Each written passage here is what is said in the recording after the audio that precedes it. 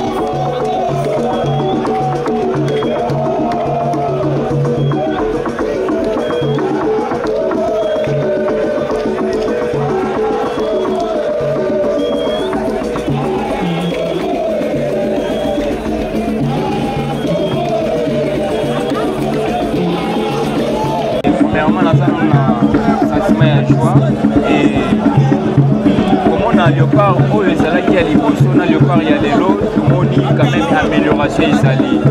Amélioration et sali, et puis, les joueurs on a besoin de continuer toujours comme ça la fierté à mon cannabis. Niveau amélioration et sali à Makasi, et aussi dans la bango, va s'améliorer les sous. Qualité, oh, va combiner les lots, va s'améliorer dans les sous. Et comme les sous à Makasi, on est gars, oh, va combiner les lots.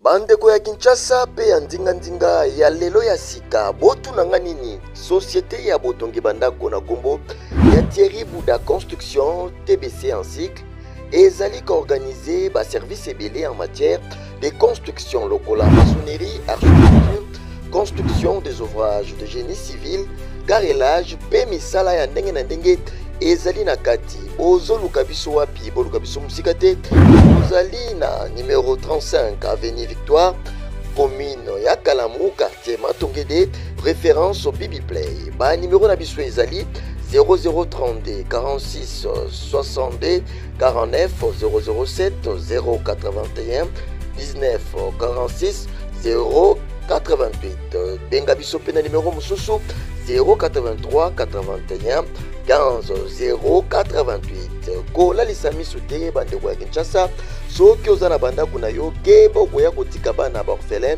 sans héritage yaka kotongisa bandako na bino na société Thierry Bouda Construction TBC na Primalamu boya mobondo ekeyo.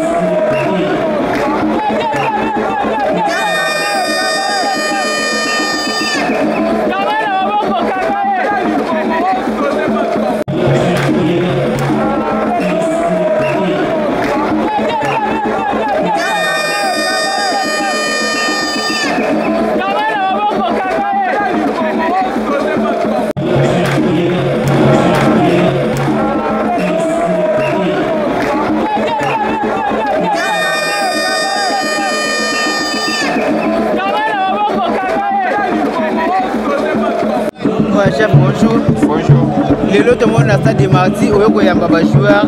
50 ans après qualification à Léopard, après 14 ans après tu as gagné Nigeria. Vous impressionnez aux années? Bon, impressionnant, c'est que premièrement, nous avons un sentiment de joie. Et comme on a Léopard, les salariés qui a les bosses, on a Léopard, il y a les lots, tout le monde dit quand même amélioration des alliés. Amélioration des alliés et puis. Les joueurs n'ont pas continuer toujours ça la fierté à mon cannabis. Au niveau de l'amélioration des alliés à Makassi et aussi dans la bango, va s'améliorer les sous. Qualité au bas commune à les lots va s'améliorer dans les sous. Et comme les sous à Makassi on est au bas commune à les lots. Donc c'est un peu ça. Les lots de joueurs, si un mot à dire encouragement, au revoir, ça va venir. Vraiment, la première des choses on a eu ça bango parce que l'activité qui est basée sur les patriotes congolais et toujours vrai patriote pour toujours l'école au Congo et toujours au Kenya et dans le monde dans le football africain on peut compter au Congo parmi la meilleure équipe il y a Afrique vraiment encourager les passer à la plus et pour toujours non seulement dans le Congo, mais aussi dans le Congo et comment encourager Bango, à remercier Makassi, et puis les SMO continuent à faire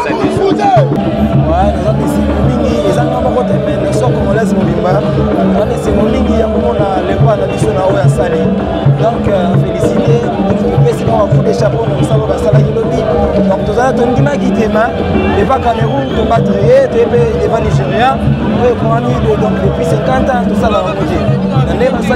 Donc, tous les chapeaux dans Bango, parce qu'on va continuer à continuer à donc, pas ça là. Et là, on a entraîneur qui sont matouilles. Entraîneur, nous avons un matouille qui va aller. Nous avons un public, nous avons un joueur dans le stade.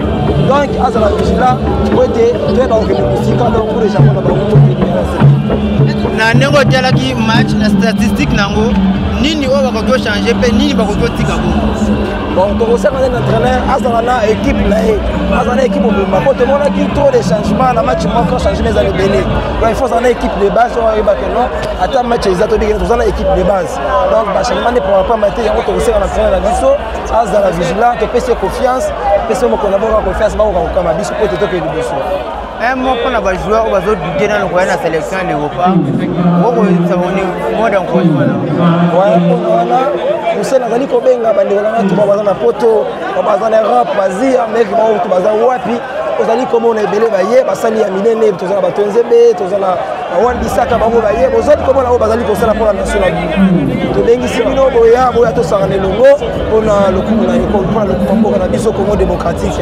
Nous sommes dans les belé. Congo est en casse, nous sommes dans les Longo, nous sommes dans le mondial. Nous sommes dans le Brésil, nous sommes dans le Brésil. Et en Allemagne, nous sommes dans la France, nous sommes dans le Congo, comment aller loter. Avec Fagina, décembre, Congo est debout. Surtout, nous avons une inquiétude dans le mondial. Et la minute sur là, une minute c'est mondial, il faut dire un match encore.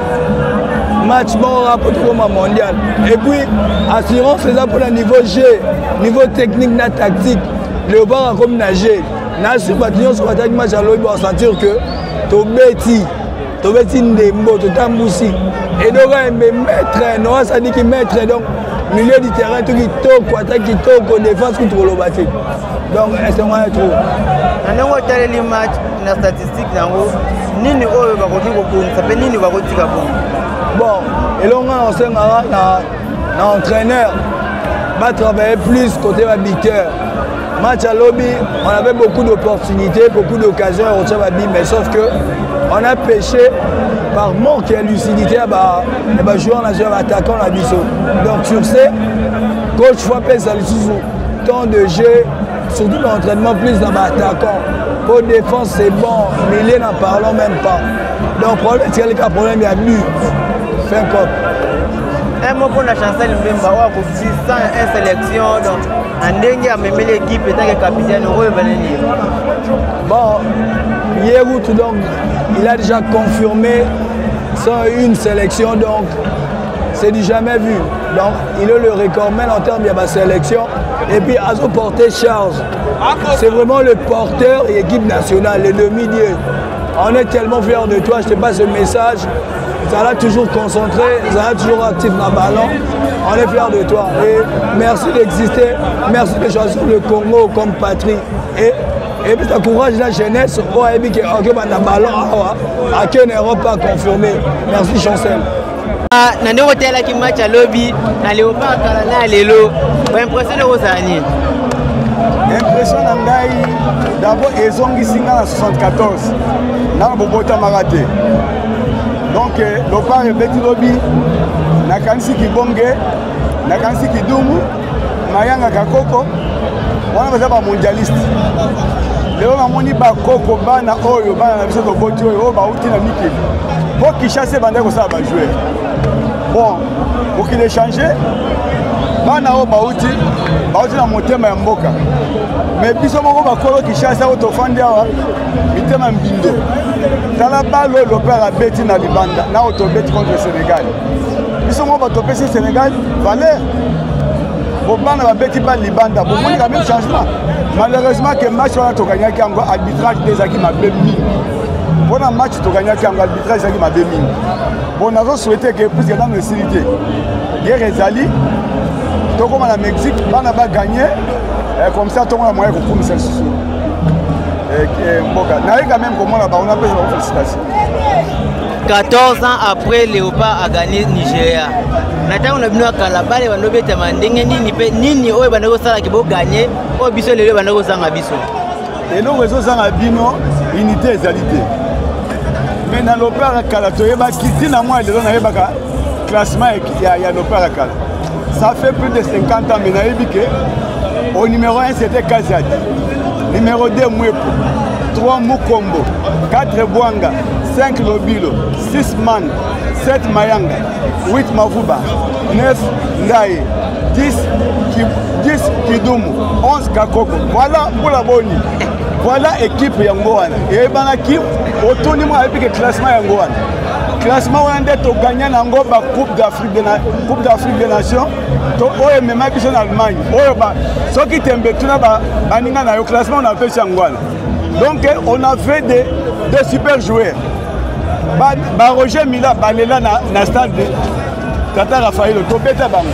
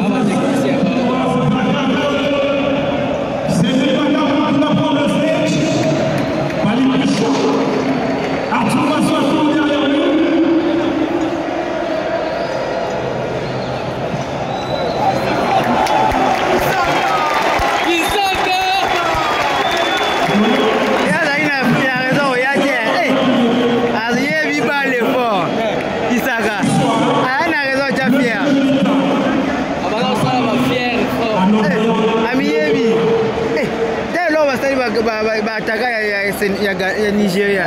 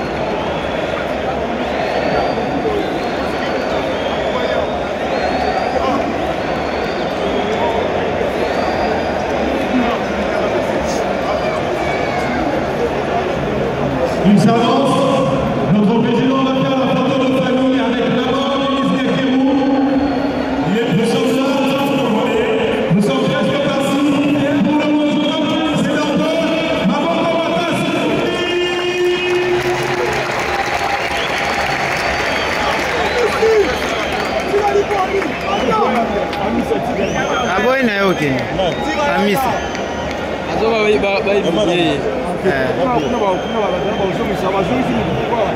ya lata pilote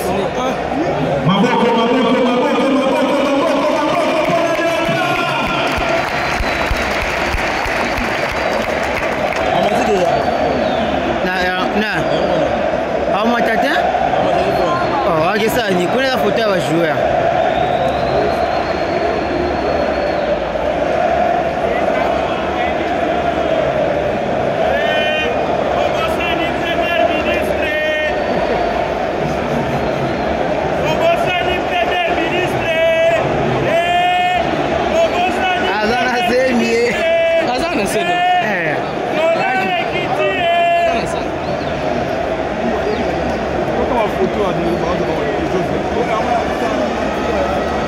Mwenye kwa hiyo salama kama mko ava president ya ndio banako ni ngani ndio zake ndio wewe bado ni ngani hata kwa president